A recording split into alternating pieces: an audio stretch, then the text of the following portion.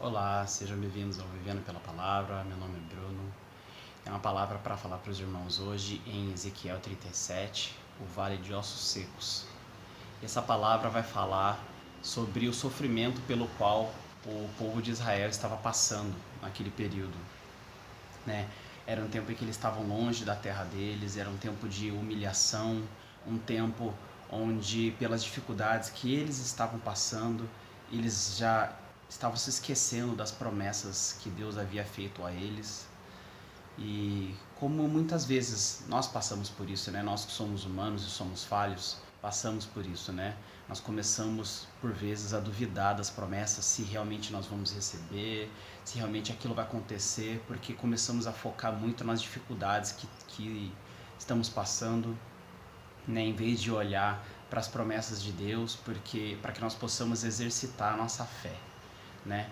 Porque ao exercitar a nossa fé, a gente contempla a esperança, nós vivemos de maneira mais leve, de maneira mais alegre, e todos nós passamos por tribulação e passamos por períodos difíceis, né? Períodos de desafio. E Deus usou o profeta, né? Ezequiel, para poder trazer essa palavra, né? E revelar. E até o próprio Ezequiel ali foi testado, né? Na profecia que ele estava recebendo, né? Porque imagina, você receber uma visão de Deus e você vê um local com um monte de ossos secos, né?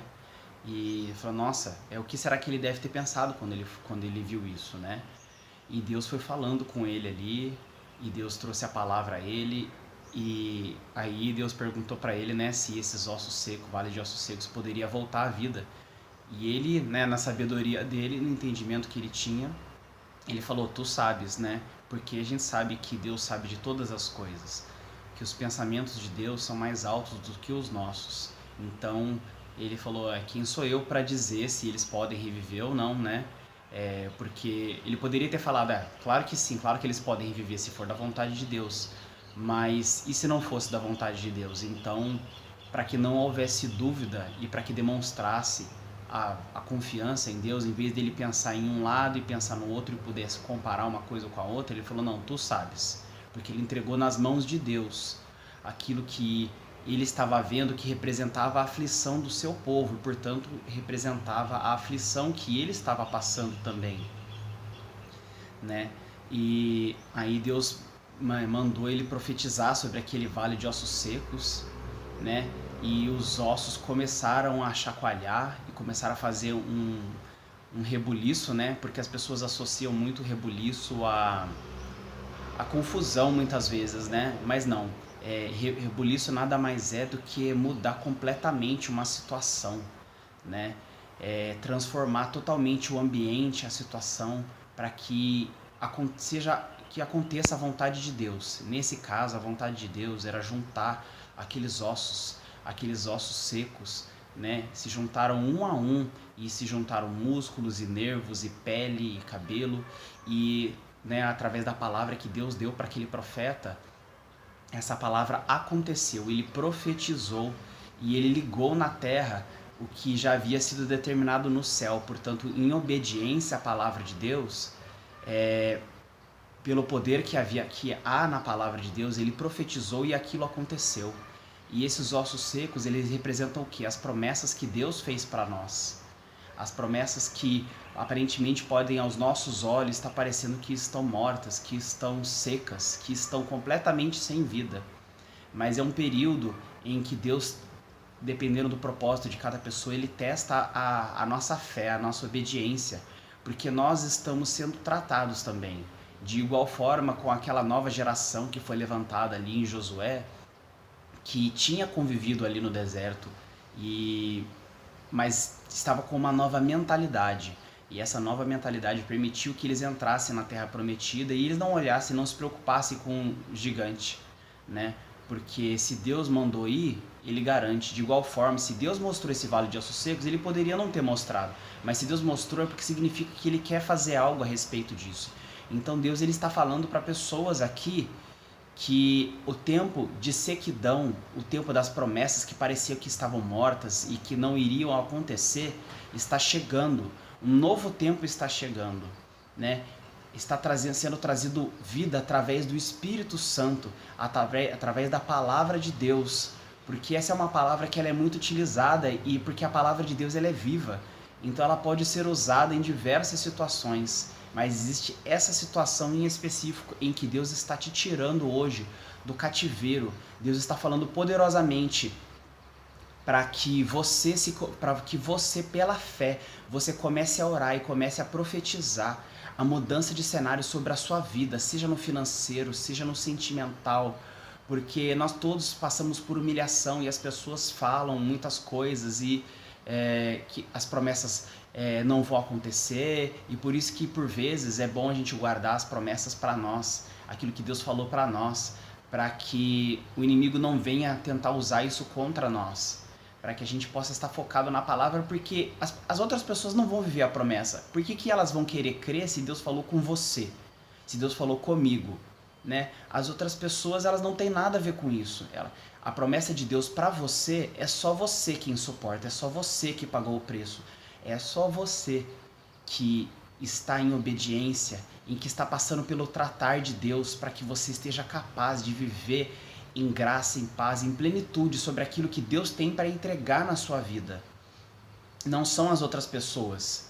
As outras pessoas, muitas vezes, assim como Jó, os amigos ali, eles se afastaram porque o cenário de Jó já não estava favorável mais. Ele estava vivendo um cenário triste, em que até a esposa dele tinha falado para ele abandonar Deus, os amigos dele, ele tinha perdido o material, ele tinha perdido os filhos também, mas ele continuou crendo na promessa de Deus.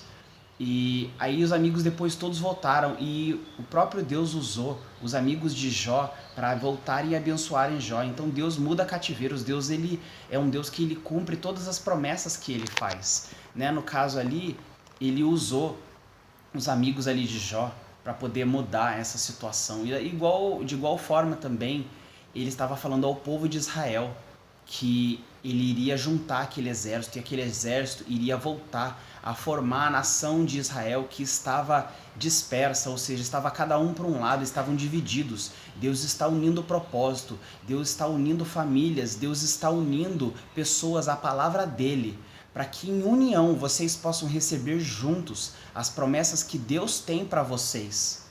Porque Deus é um Deus de aliança. A aliança você não sabe onde ela começa e onde ela termina. E Deus é um Deus de aliança. Ele tem uma aliança para conosco. Nós somos a noiva. E o noivo, ele só tem aliança com uma noiva que está esperando por ele, que está em obediência, que está ali procurando servir, que está ali orando a tempo e a fora de tempo. E está buscando a unção, está buscando ser lavado todos os dias pelo sangue do Cordeiro, que está ali na unção e está com a vela acesa em prontidão, aguardando, porque não sabe a que hora o noivo chega, né? E assim nós devemos esperar pelas promessas de Deus até que elas se cumpram, porque Deus sabe quando é que nós estamos prontos para recebermos essas promessas, mas nós precisamos estar em fé. Mas essa palavra veio para dizer que é tempo de cumprimento de promessas, que você, através da sua obediência, através da sua busca, que Deus é o maior interessado em nos abençoar. E Deus tem essa palavra para você hoje. Então receba isso no coração, né? Que Deus está juntando todos os ossos, Deus está juntando. As bênçãos virão até vocês, elas chegarão até vocês. Você não precisa correr atrás de bênção, porque vocês são povo de Deus, né? Nós somos o corpo, né, de Cristo. Então fique com essa palavra e vamos fazer uma oração pelos irmãos. Senhor Deus e meu Pai, eu coloco diante da Tua presença, Senhor, para agradecer o Teu poderoso nome, Senhor, para agradecer, Senhor, pelo Teu amor, Senhor, para agradecer, Senhor, a comunhão com o Espírito Santo, para agradecer pela presença de Jesus nas nossas vidas, pela mudança, Senhor. Não mudança de cativeiro, porque quem muda de cativeiro, muda de um cativeiro para o outro, mas Deus vem libertar cativeiros aqui. Deus vem levantar homens e mulheres para o reino dEle. Deus vem levantar e trazer vida às promessas que Deus fez para você, para que sejam cumpridas. Deus vem abençoar a tua semana. Deus vem trazer uma palavra de esperança. Deus vem trazer uma palavra de amor para com vocês. E vocês precisam crer, nós precisamos crer nas palavras de Deus, porque Deus, Ele é fiel para cumprir, Ele é fidedigno. E esse povo também, porque eles creram, eles puderam voltar a essa nação. E essa promessa ela aconteceu até 2 vezes, porque após a Segunda Guerra Mundial, as pessoas ali também voltaram e formaram a nação de Israel. E os ossos e também aconteceu da noite para o dia. Então essa profecia ela pode ocorrer na vida de todos aqui quantas vezes for necessárias. E nós cremos, e isso está nessa oração, e Deus está ouvindo atentamente a nossa oração, a palavra que nós estamos falando a Ele, porque Ele é Pai, Ele não é padrasto. Ele é o maior interessado em abençoar os seus filhos. Então fiquem com essa palavra. Nós agradecemos, Senhor, por essa palavra, essa ministração, Senhor, antes e durante essa oração, Senhor. Nós agradecemos, Senhor, pelo Teu amor. Nós agradecemos, Senhor, porque o Senhor é um Deus de comunhão. É um Deus de perto e um Deus de longe. É um Deus que tem os pensamentos mais altos do que os nossos. E não importa como isso vai chegar a você, mas que vai se cumprir, vai. Porque a palavra de Deus, ela vai e ela nunca volta vazia. Então fique com essa promessa. Tenha uma semana abençoada nessa segunda-feira e receba a tua vitória. Deixe os pedidos aí de oração e comentários. Eu peço que você deixe também o seu like, comente e compartilhe. Seja abençoado. Que o amor de Deus, que a graça de Jesus e a comunhão com o Espírito Santo seja com todos vocês. Em nome de Jesus. Amém.